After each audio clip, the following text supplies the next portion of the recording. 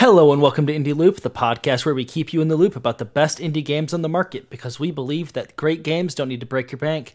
My name is Matthew and this is my co-host Chad. Hello there. So today we're going to be talking about what is arguably one of the best indie games in terms of rating-wise. Metacritic critics love this game. I have not met very many people that don't just absolutely adore this game. We're talking about Celeste, and I say that not many people don't adore this game, but I am one of the people who do not adore this game, which is not the case for Chad. But we're going to talk about that later on in the episode because there are a lot of things I love about this game, but I have some bigger issues with the game, in which we'll discuss. But tell me a little bit about Celeste and how we got to Celeste and why we decided to play Celeste. Yeah, so like a lot of games we've talked about so far on the podcast, we kind of went down a journey looking for the style of games we like and trying to understand what it was about some of the games we had played prior to Celeste that really drew us in and that we loved. And this was actually, I don't know if we've talked about this yet, but this is about the time when we also started talking about taking our coding knowledge and potentially even making our own game, right? Yeah, absolutely. And we were looking for games that might have similar art styles or similar play styles to things we wanted to create. And Celeste was one that you had owned, I feel like, potentially before I did. And we really started looking around and thought, you know what, this is a platformer. We miss platforming a little bit. And we had played a bunch of games that were maybe a little bit less platformy and more dungeon crawly up to this point. And we saw Celeste and thought, you know what, it's been, highly rated. Like you said, there's nothing but positive reviews everywhere we look. Let's take a look at it and jump into it. And really, it wasn't a hard hook at the beginning. It was really easy to get into, and it felt really nice to get back to something that was a precision platformer at its core. No, I mean, you said it right there. This game, the platforming it's tight. It feels good to platform. You never feel like, man, I was gypped out of like landing on that next platform. You never feel like that's the game's fault. It's the game did a bad. No, every time I feel like you feel like, okay, I died, but it's my fault for doing it. And I think that is something that is very good about Celeste with the platforming is you really are able to take ownership because it is tight. It looks good. It feels good to platform. But I mean, don't get me wrong, the game is hard. And there's literally a death counter that you get to see at the end of the level to see how many times you died. And I, for sure, have died hundreds of times on each level, and if not many, many more. But I think that's what makes it so cool. And it doesn't shame you necessarily for having all those deaths either. It doesn't punish you. It doesn't feel bad to have that many deaths either. Yeah, I think there's a few things we have to talk about before we can really even dive into the depths of what Celeste really does well or not. And I think part of that is really understanding what kind of platformer is this? Is this, your Mario style platformer side scroller? Is this more of, just a loose, we've talked about Hollow Knight before, right? And that was more of an exploration game with platforming. So where does this game fall in the style of platformer? Not just in its movement. Yes, it's got really tight movement. It feels really satisfying to land where you want to land and how that works. But how does it play as far as what kind of platformer it is? Well, it certainly is not quite like Hollow Knight. It's not really an exploration type game. It's much more linear than Hollow Knight. Like, you have to go with the story as it's being told. And we'll talk more about the story. But also there is exploration. There's things to find. There's strawberries to find, which are collectibles. And we'll talk a little bit more about the strawberry system and all that kind of stuff later. But it is a little bit more Mario-esque in that capacity of, like, you are going on a story. You don't get to, like, go wherever you want to go, but it's also nothing like Mario in the fact that Mario it's even more linear than Celeste. Celeste really lets you explore as well as be able to take a linear platformer. What do you think, Chad? I think you're spot on. It is definitely more along the style of Mario type games or other platformers in that same genre that it does drive you down a specific path. There is a beginning of each stage. There is an end to each stage. There are not multiple ways per se to get there. There are very specific moves that you need to make. Now, in some rooms, there are definitely ways to get creative and skip sections, or if you look at anyone who speedruns this, you can tell that there's a very different approach to playing the game. But it seems very clear to me that these levels were very intentionally designed. Every brick placement, every spike wall, anything that you can hurt yourself on, or platforms that fall out from under you, they were not placed, willy-nilly just to give you a way across. They are very intentional. And that is part of what also pairs really well with the precision of the platformer. The fact that it's so precise, but they have a very clear path they want you to go on, makes it really enjoyable to play. Yeah, and I think what's really good about it is it doesn't even bog you down with mechanics.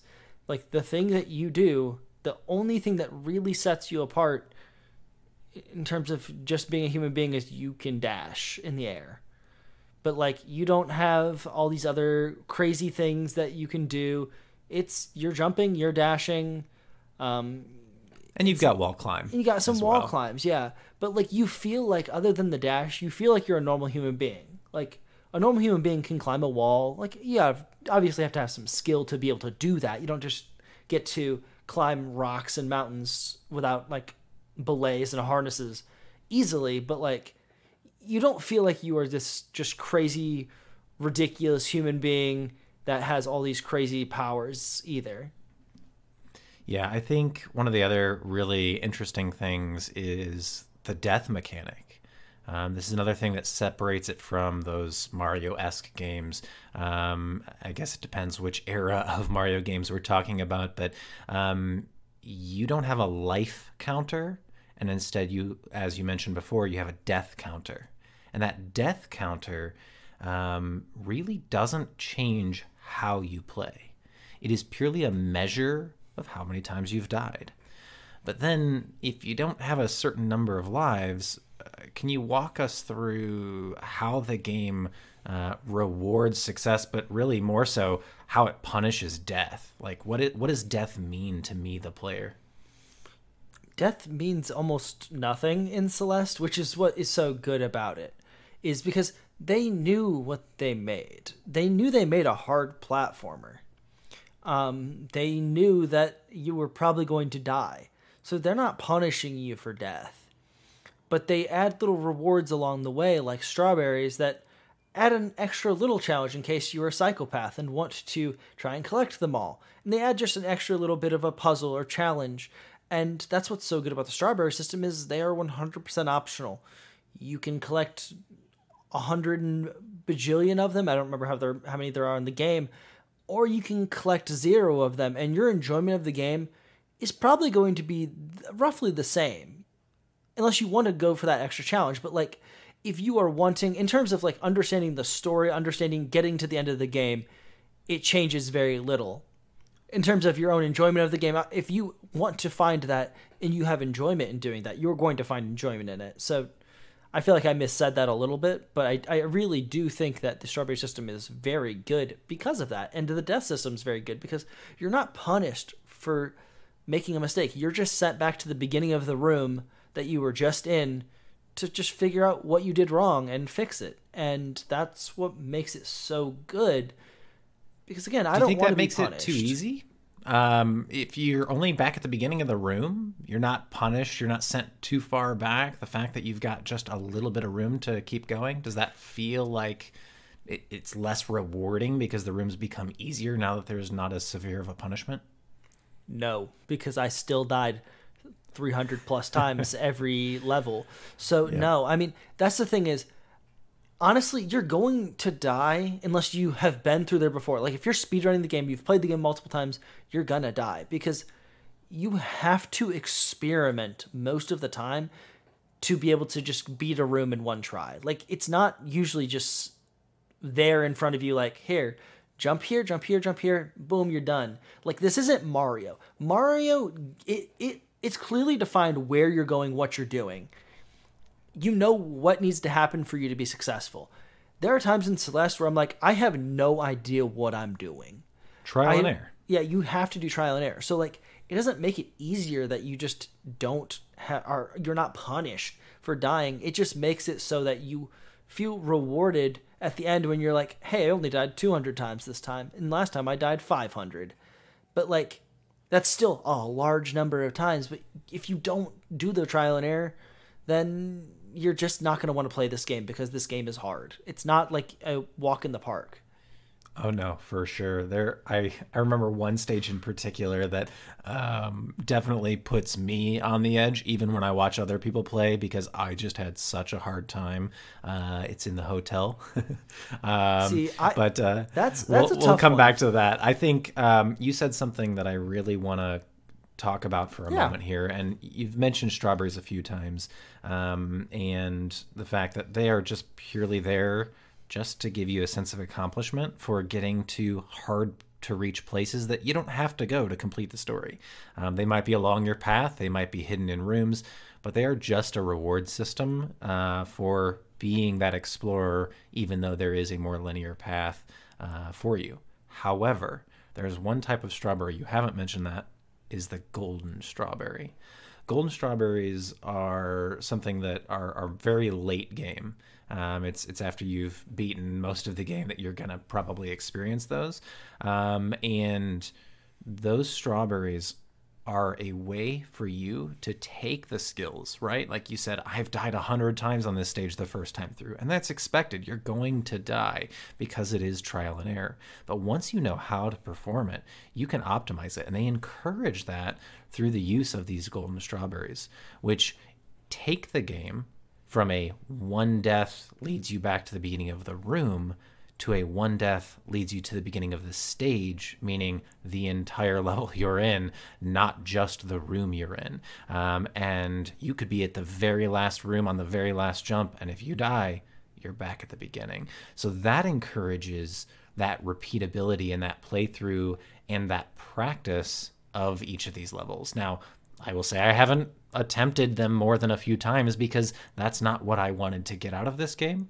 But I can definitely see how someone who wants to become a perfectionist and really nail all of these and practice these areas, like a speedrunner, for example, will likely want to achieve those because it helps them optimize not only their route that they take, but the precision in their routes. No, and absolutely. That interests me so little. In terms of the golden strawberries, I collected, I think, somewhere between like 40 and 70 regular strawberries throughout the game, which is like, I think it's a little under half, which is, I was very okay with that. I went into the game knowing that I was not going to be a completionist and try and finish the game quite like that, and I felt like that was okay for me. It's what got me the enjoyment out of the gameplay. And again, the strawberry system is really nice because, again, I wasn't punished for not going to get those strawberries. I feel like there's some things like I may have missed out on something, but it didn't ruin the enjoyment of the game from the gameplay perspective. So walk me through then, if this game is a hard game, but it's a fun platformer and there's all these extra areas, you said, well, I don't feel like I missed anything, but what if you had that itch that I think there's something over there, I just cannot land this?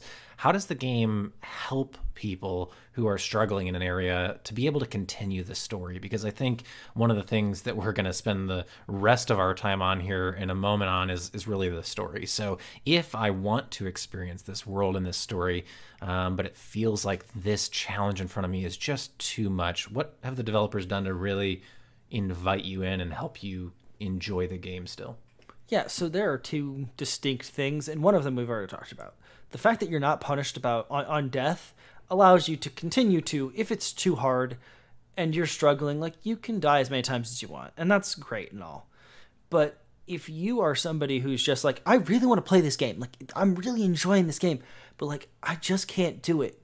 If you pause the game, there is an assist mode, and the assist mode is amazing because it doesn't make you feel like you're a garbage human being who is bad at video gaming.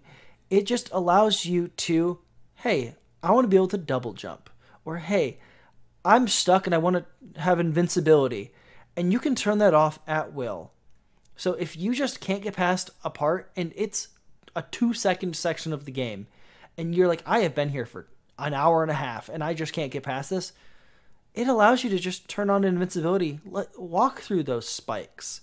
Or if it's a section which you're just going to fall to your death, turn on infinite jumps, turn on double jump. It allows you to have this accessibility to the game that not many games allow you to have when it comes to a tough game. And there's this idea behind like games like Dark Souls where it's like, just get good at the game. But Celeste doesn't want you to do that. It straight up tells you in the beginning of the game, like, this game is hard. We know this game is hard, but we gave you this option because we want you to finish our game. We don't want you to stop playing because you got frustrated. We want to give you the keys to success to be able to finish our game because we like our game. And I, for one, I used the assist system a couple times, and we'll talk about a little bit later on why I used it a little bit more often than not later on when we talk about the story. But again, the assist system is so good because it allows you to be successful when you don't feel like you can be. And I don't believe you used it at all, did you?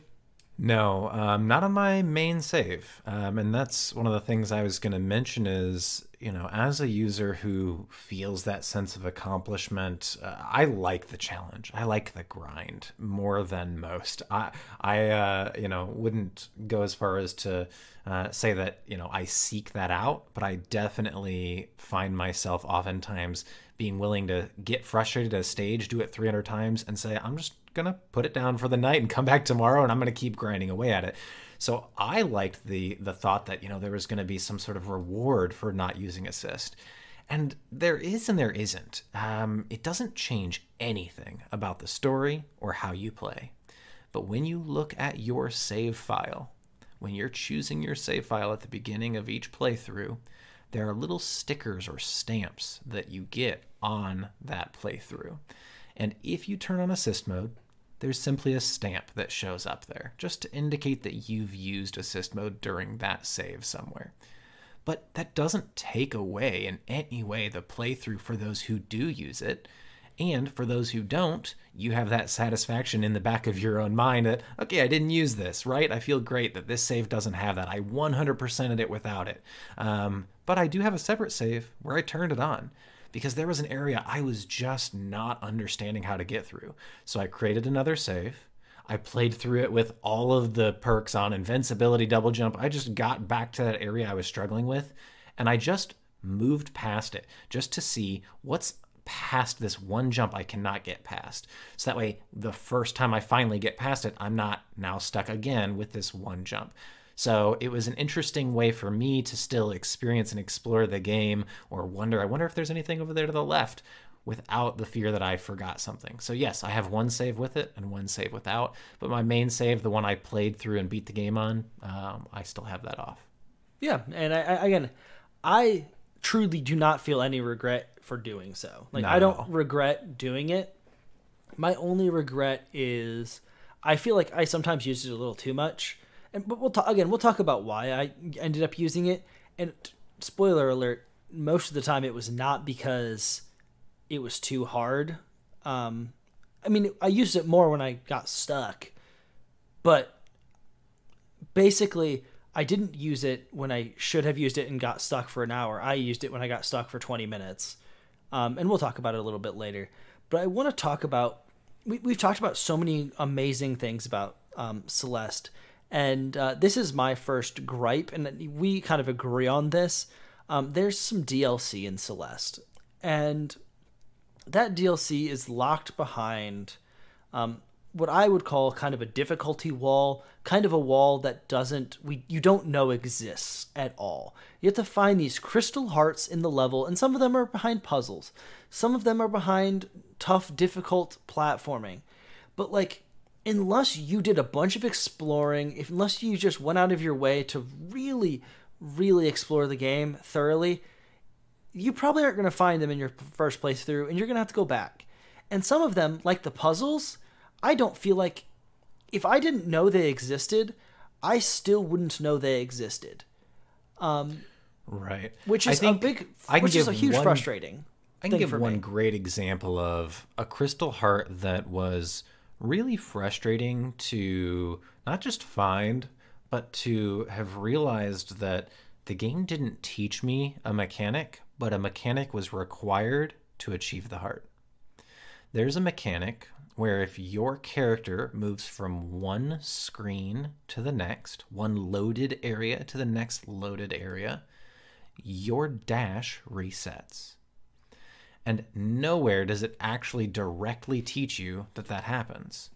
But there is a crystal heart hidden up above the level that requires you to use that mechanic. And I quite literally spent about 2 hours one evening knowing that this was my last crystal heart, not wanting to look things up online, looking everywhere I could in this level, every nook and cranny, and I was confident I had explored everywhere.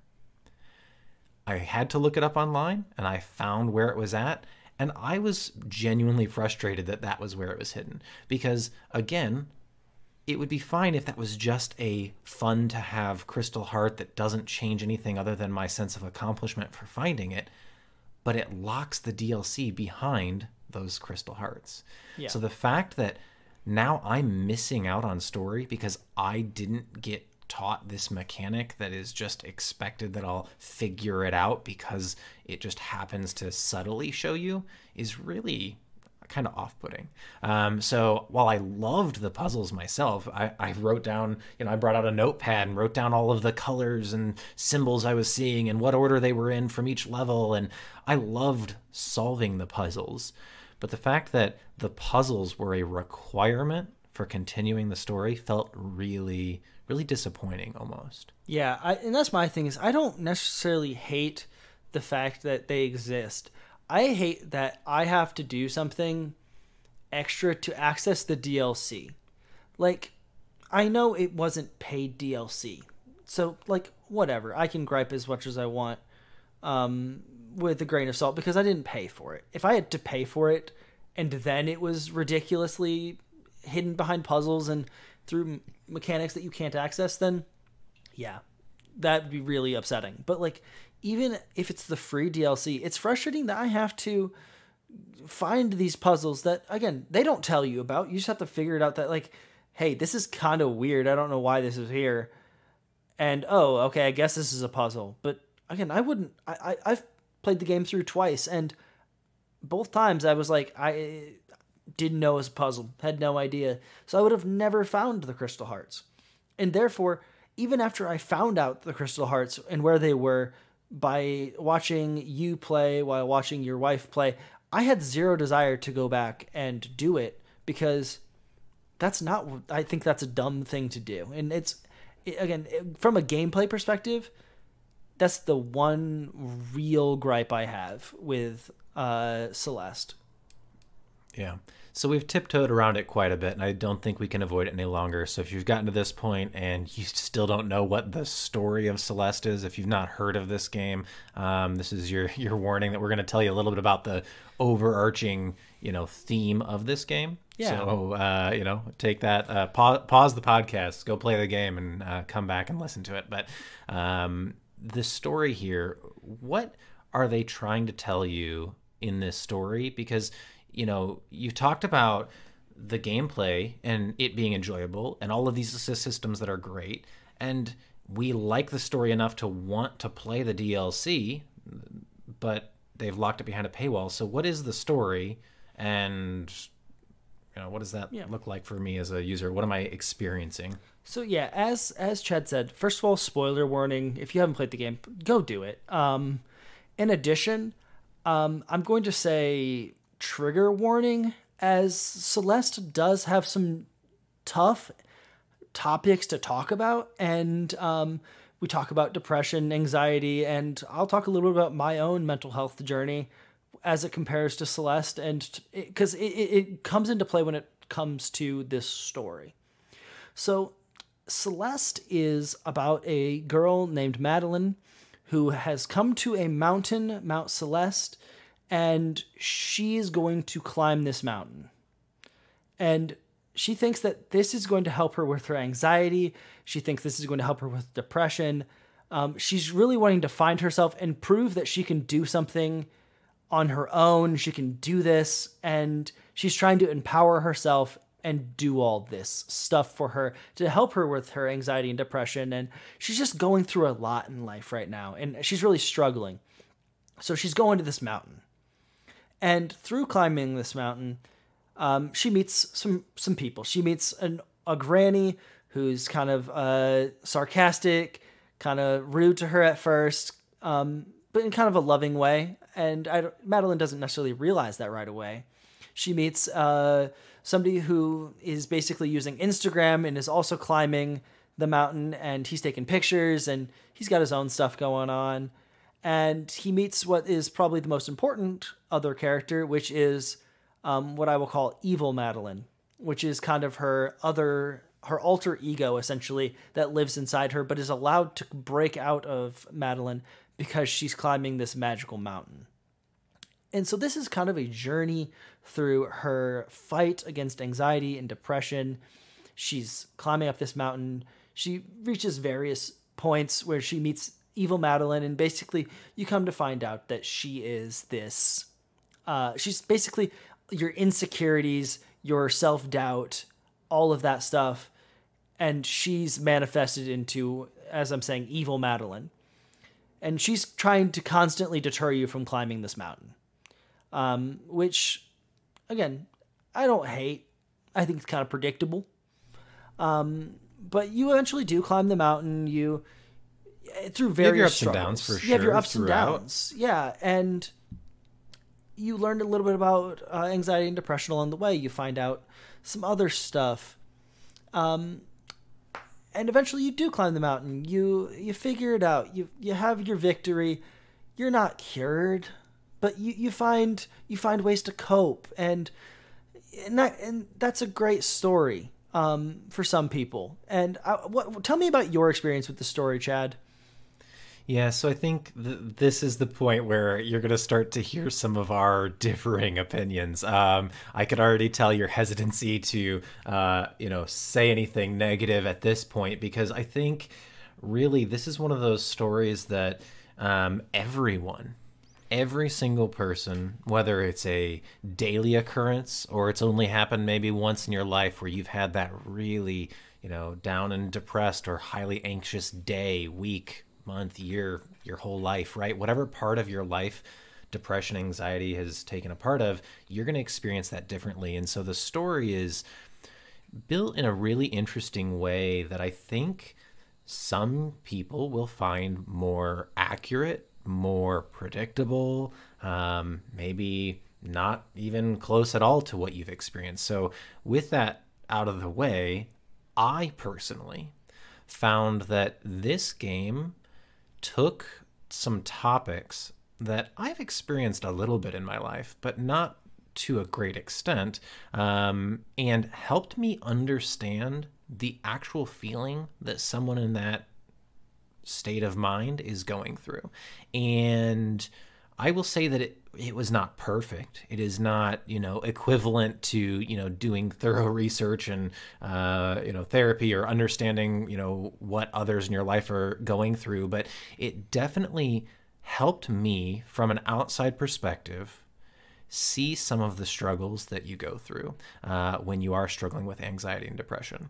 And I remember one specific moment that I had never personally felt, where I felt so accomplished to be thrown all the way to the bottom of this metaphor, right? Where you're climbing this mountain and you fall all the way to the bottom.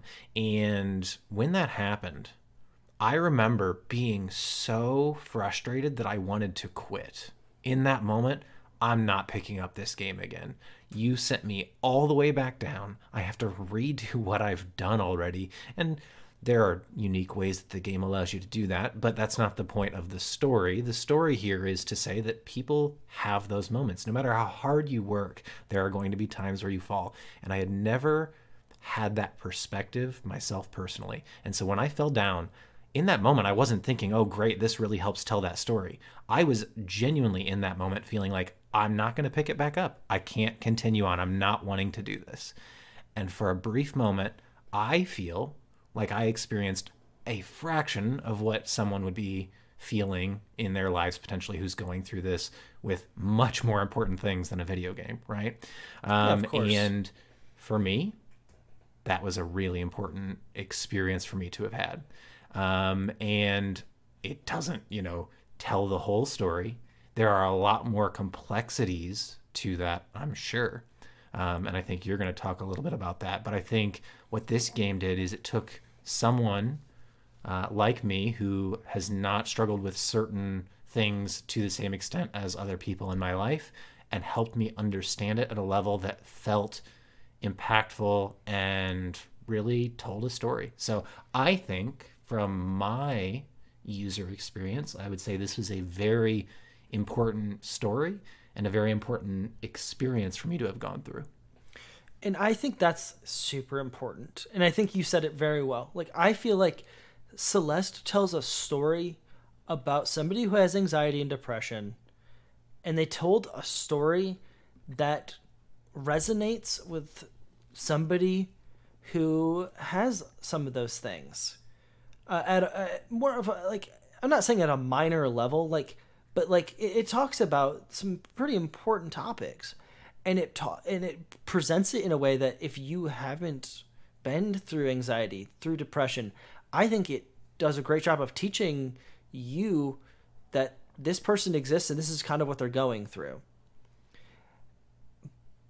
My issues with the story come from, I guess, to understand where I'm coming from, you have to understand who I am.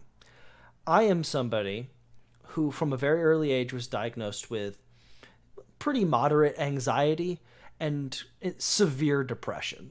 And that's who I am. And I've dealt with that most of my life. I've been through multiple therapists, multiple depression medications, anxiety medications throughout my life. That's who I am. So to me, Celeste was not surprising. This is an average Monday for me.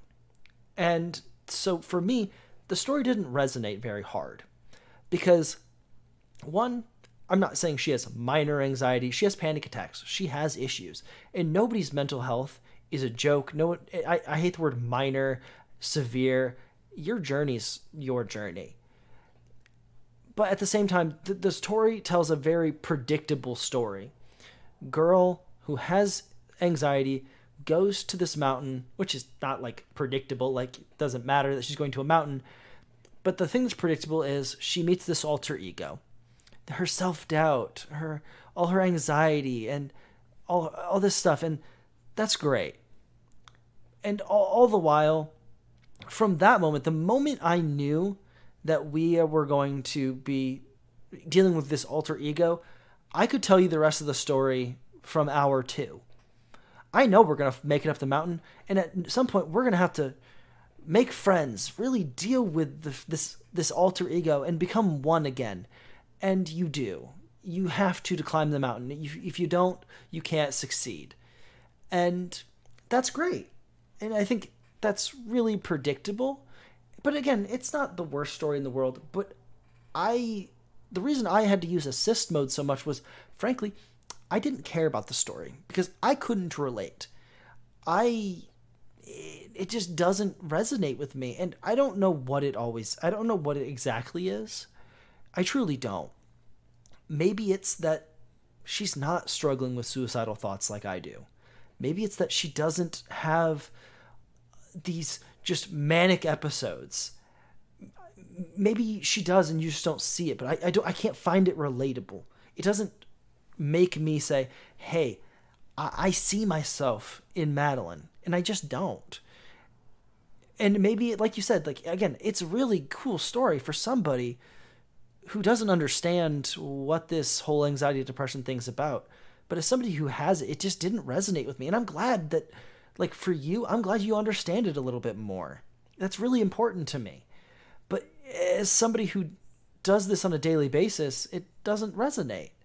And I don't know. I really struggled with this. And we've talked hundreds of times, it feels like, about why I don't like Celeste. And I have a million reasons and why I don't like the story.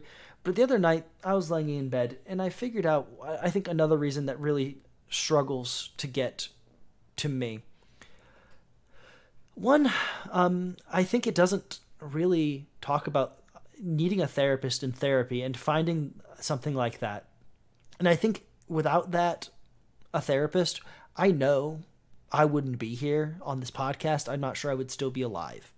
So it's really important to me that therapy would be mentioned, and it just feels like it's like, hey, here's some coping mechanisms. Like they talk about this idea of when you're having a panic attack, closing your eyes and envisioning you're blowing a feather up in the air and keeping it into the air as like a breathing technique. That's really cool. I think it's a really good tip, and I've done something similar when I have anxiety episodes and stuff like that. Not a problem. I'm with that. But without a therapist, I think that it's hard to close out the game, and it's hard to close out that mental health journey. And I think the other thing is you come to a point where, I came to a point where I'm a little jealous. Madeline climbs the mountain. She makes friends. She finds coping mechanisms. She makes it. She genuinely, she's still, you see her in the DLC and she's still having some of the same issues.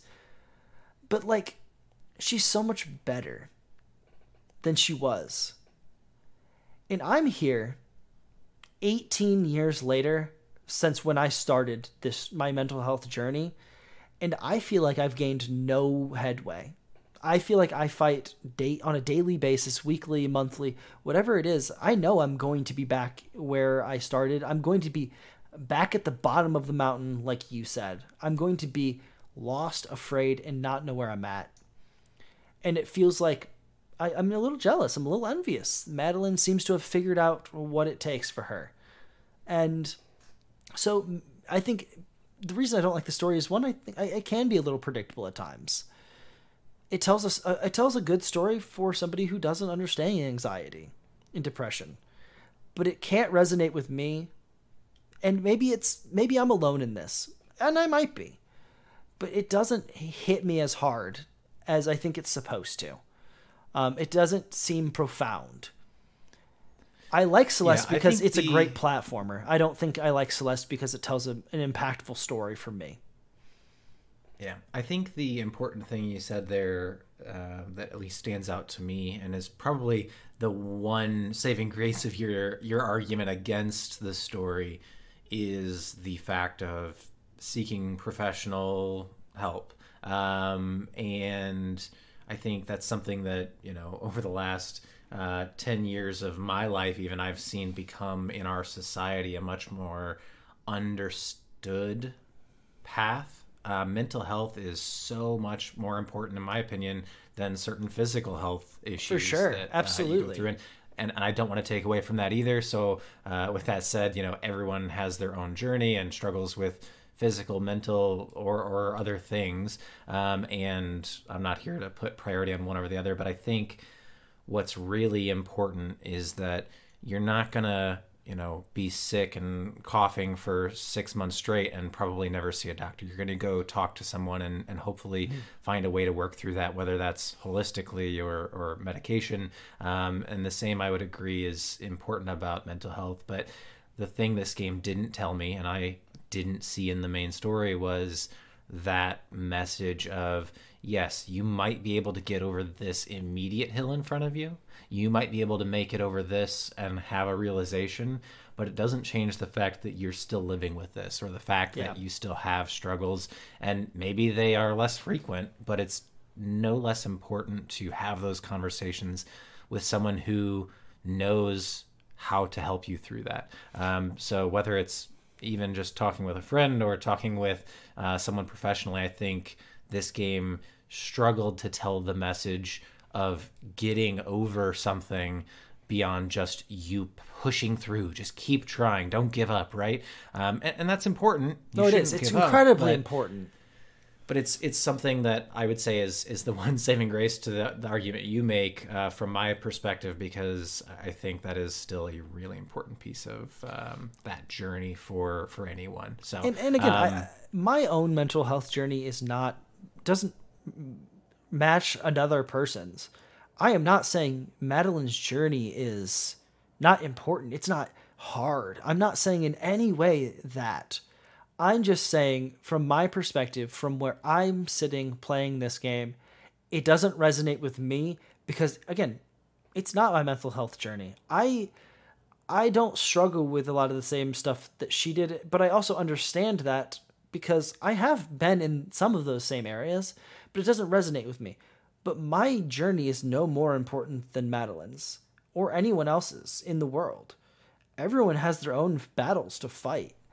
But the reason I didn't enjoy Celeste was because I couldn't resonate with her battle.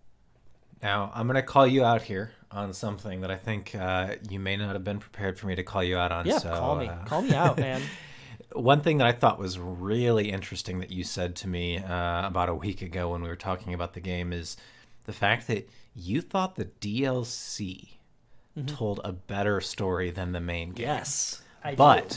That's why you were so frustrated that it felt like it was blocked behind some paywall, right? Yes. Not a paywall, sorry, a difficulty wall. Correct. And with that level of difficulty, but yet a great story, what changed? What happened in this DLC? What did they add that really took it from something that you were I'm just going to force my way through it just because the story's not engaging me enough and I'm not experiencing this for you at least. So what changed? So to me, what changed is they clearly. So I guess again, spoiler alert if you're going to play the DLC, but it tells a story about the granny, the sarcastic granny, who you eventually come to love and you really respect, and you talk to her and you become really good friends with her. She dies. And you, as Madeline, essentially go through the 5 stages of grief. And each little stage, each little area, you go through the 5 stages of grief. Which is something that, one, I can relate to, as can anyone on earth relate to the 5 stages of grief. Because it doesn't, after a certain point in your life, you've probably lost something, whether it be a pet, a family member. Hell, I have a little brother and sister who lost their teddy bear, and I feel like they went through the 5 stages of grief. Like, you can relate to losing something very easily, and I think it does a really good job handling the 5 stages of grief as well as displaying them in the levels, and it makes it's not hard to see it. It's not a metaphor that's hard to see. It's very blatantly in front of you that these are the 5 stages of grief, and Madeline's having a hard time through it. And that is something that I think a lot of people can relate to, and I think it does a good job telling that story. Yeah, I agree. I think really the only thing we didn't like about the DLC was that difficulty wall that it hides, those crystal hearts that require you to enter the heart of the mountain. And that's one thing about the story we haven't really touched on, and I don't really want to go too deep into is really what the mountain stands for metaphorically. Yes, at its high level, it's this challenge for you to get over yourself, but there's a little bit more about it, and I think the granny journey is also really interesting. She lives on the mountain. Yeah. I think that tells a very different story. Maybe, Matt, you relate more to the grandma who's going to spend your whole life on this mountain. You're never going to get over that mountain, but you can understand the journey that others go through. So I think, maybe that's also part of what ties you to seeing her pass and going through that grief. But at the end of the day, I think Celeste has done something that's very difficult to do. And when I say Celeste, I mean the developers. They have taken a story that's often not talked about. I see a lot more indie games that attempt to tackle these topics than you do AAA titles. For sure. It doesn't mean that they don't exist. But this game takes a challenging topic, attempts to present it in a way that can be understood by all, but experienced in a meaningful way, maybe by not everyone, because it is something that is unique to everyone. But the DLC took another related topic in the sense of, mental health, and exposed that to the world through story and platforming in a very unique way. And I think that was one that just happened to feel more relatable to you. And so I really, and obviously to me as well, but I think when you compare those, that's the importance of this story, that you're going to have a journey, no matter what that topic is, and it's important to address and work through it. But everyone's going to do that, obviously, in their own way. But Celeste has been a fantastic game to play. I found myself, even in the most frustrating moments, still wanting to come back, still wanting to take on that next challenge. And there's one last thing we haven't talked about, and it's the music and art style. And I think the reason I held off on both of these topics was because there's a lot more to the game, and not just this game, but to all the games we talk about on this podcast. Some of them are not trying to tell some grand story. Some are just trying to make a game that's fun to play. But when there are these games that do try to tell a story, I think it's important to focus on why the game was made and what story it's trying to tell before you get into the things that, embellish that main purpose. And for me, there's this B and C side tapes that are really intriguing to me. I love music of a lot of different styles, and this game encourages you to replay some of the same styles of worlds as far as art style and challenges go, but up the difficulty through B-side and C-side versions of these levels, which essentially just means they're just more levels in the same style, in the same location, but you're just getting more content. So it was a really fun way to say, man, I found this hidden tape, and now I've got 10 more areas I can explore when I come back to play that. But alongside having a new area, there's more music. And I think the music was really an important part of telling their story. Agreed. Because when the music was calm and relaxed, I found myself calm and relaxed, obviously, as you would, because the challenges met those expectations and those feelings. But when the music became more intense, I felt like I was feeling a more intense, strain on me mentally, and me, my thumbs and hands on my grip, my controller started getting tighter and sweatier. And so I think there's something really special that they've done through the simplicity of the art and the beauty of how they mixed that music to really pull you into the world. Do you agree? Did you like the music and the art, or did that the also art and the music are fantastic? Like, genuinely, like, I would recommend anybody play this game. Genuinely, it's such a fun game. The only knocks I have on this game are I didn't enjoy the story, which again is the reason I don't like a story is so personal to me. Like, it's genuinely, like, it's personal to me. And the only other reason I don't like the game is the crystal hearts hiding the DLC. But the art style, so good. I love the pixel graphics. I love the world that they built. Each level feels so unique, and they have like their own little unique mechanics and gimmicks, and that's amazing and fun. And the music is just so good.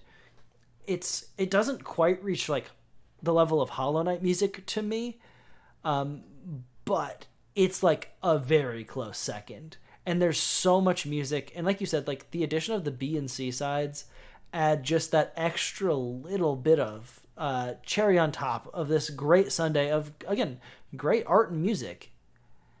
Yeah, I think there's only two songs on the album that I just usually skip through just because they didn't work for me. But that's across, 3 different sets of tapes, essentially A, B, and C sides, across all of the different levels that you have. So yeah, overall, fantastic game. At the end of the day, again, platformers may not be for you, and maybe the story is one that you don't want to hear again, or one that you don't feel the need to play, and that's fine. But if that sounds interesting to you at all, if you like platformers and you like precision, or if you just want to jump in, turn on assist mode immediately and just go through the story and see how it hits you. Let me say this. I would encourage anybody to play the story, because the story is good. And I know that sounds just bananas after everything I've said.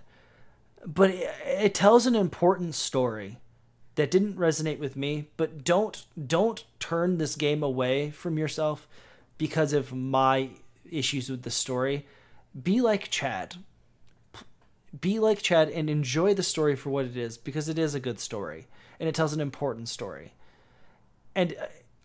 But like, honest to God, if you don't like platformers, do not play this game.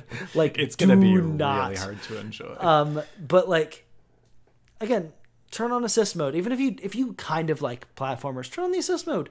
Play the game. Have fun with it. Like, something I've grown up and realized since I was a child is it's okay to play on easy mode. It's okay to turn on the assist mode. Enjoy the game, because that's what the developer wants. And that's what they care about. To play, not to, prove something to myself. Like, and if you need to, then by all means. But I'm here for the game and I want to enjoy it. So I have one question for you.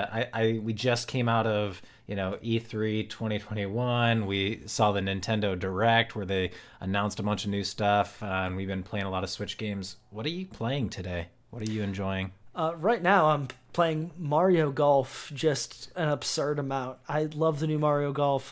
We've played it a lot together, more than one probably should in a period of 2 days. But I've very much enjoyed Mario Golf. And I've also been playing some Bloodstained Curse of the Moon, and I'm moving into Bloodstained Ritual of the Night, which is its own little Metroidvania in the Castlevania style, made by the main dude who made Castlevania, which is super fun and super cool. I love a good Metroidvania, and I have learned that I love Castlevania, and then you've also learned that you love golf. I also am really enjoying Mario Golf. Obviously, playing that with you is fun. I am not anywhere near as far in the story mode, as it were, or the campaign, but I am definitely enjoying that. I honestly, though, have been pulled into a bunch of new games recently. We had the sale and spent $30-$40 and bought 5 different games and have been enjoying those. But the number one game that stands out to me in my mind right now is still Gris. Very different story, but very beautiful musically and visually. Had a lot of fun with that. And then obviously you've seen me playing Forager.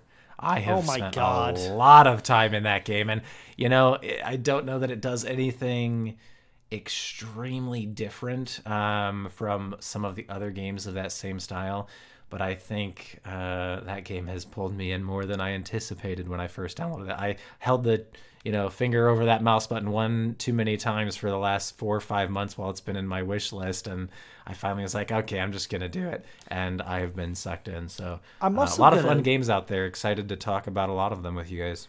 I'm gonna call you out. You said you bought like 4 or 5 games, and we both know that's not true. Well, 4 or 5 that I have played already, and there are another maybe 10 that I haven't talked about yet or played. I'm in a similar boat. The Nintendo sale really attacked my wallet viciously. I think altogether I ended up getting like 14 or 15, and I've touched like you said, like 4 or 5 of them. But I'm so excited to play some of the other new ones that I got. I was gonna say Steam sale used to be the one that got my wallet, and I was gonna give it a hard time. But honestly, play games. This is all about playing games, finding new things you like. With that, I just want to wrap up and say, I want to say this though. Okay. I'm just gonna say between 15 games, I definitely spent under $150. Like, I know I can confidently say that. And you are gonna be hard pressed to be able to do that with anything other than indie games. 15 games? Sheesh. I was at 128. Yeah, $128, and I bought 14 games. That's 2 AAA games. That's crazy. Maybe less if you're talking a modern console. Yeah, absolutely. And I want to ask one more question before we go. You talked about E3. And E3 is mostly AAA games, but if you had to pick one thing that you were like, I am just so excited for this when it comes out, after you saw it at E3, what would that thing be? Wow. Honestly, this year, I was a little underwhelmed overall at the majority of, I watched the Ubisoft, I watched everything that was announced, and I'm going to say I'm still leaning more towards the new Metroid game. I honestly think that's the number one thing that stands out as something that I can't wait. Obviously, more Nintendo. Sorry to keep throwing that at you, everyone, but that's something that I think is really going to be interesting to see how it's pulled off. When I first started watching the trailer, I was like, I don't know about this visual aesthetic that they've got going on, but the moment I saw some of the gameplay, I was sucked in. It was very enticing. So really excited to see what they do there. Yeah, I'm disappointed that you said Metroid because by far Metroid is the thing I'm looking forward to most. I'm crazy excited. It's pre-ordered. I have the date saved in my calendar. I am locked in for Metroid Dread. But I will also say the other thing I'm kind of excited about, I'm excited for the new Mario Party that they announced, just because I really like Mario Party, but I hated the newest Mario Party on the Switch because it didn't do anything. But this is Mario Party All-Stars. It's going to be great. Well, we can only hope. I guess we'll have to wait and see. But Metroid Dread is going to be a guaranteed. I'm excited. Also, Breath of the Wild 2. I'm not going to talk about it, but that's obvious. That's obvious. Still waiting for that Silk song drop, right? Never will we get it. It's impossible. Yeah, I mean they tweeted. We already talked about this. They're not coming out with it. No, they keep tweeting. They keep tweeting the same jokes and memes, and it's great. But as we come to the end of this podcast, I want to thank you. And as I said, we really appreciate you coming. And I hope you do play Celeste, and I hope that you've enjoyed the other two games, Hollow Knight and Moonlighter. And we're gonna keep bringing these to you bi-weekly, and going to continue bringing you these great games that we enjoy, and some of them will be great and some of them may not be so good. But we will always be here every Wednesday, and I do want to say, if you would like to contact us, there are two ways you can do that, whether they be questions, feedback, whatever it may be. We are at indielooppodcast@gmail.com, as well as we are on Twitter at indielooppod. So feel free to contact us, let us know what you're thinking, and we'll be happy to interact and let you know our thoughts. And I would love to get some feedback as well as suggestions. If you have a game that you're like, hey, this game is really cool, you should check it out. I'd be at least happy to watch the trailer and see if it's something that we would maybe want to play on the podcast. Maybe one of your favorite games can appear. But anything else there, Chad? No, I am always down to play a new game, always excited to get other people's feedback, and that's the beauty of this is we just want you to play games, have fun doing it, and find things you enjoy. So get out there, play some games. Absolutely. Well, thank you so much for tuning in. This is Indie Loop, where we bring you the best games in the indie market. Thank you so much. Have a great day.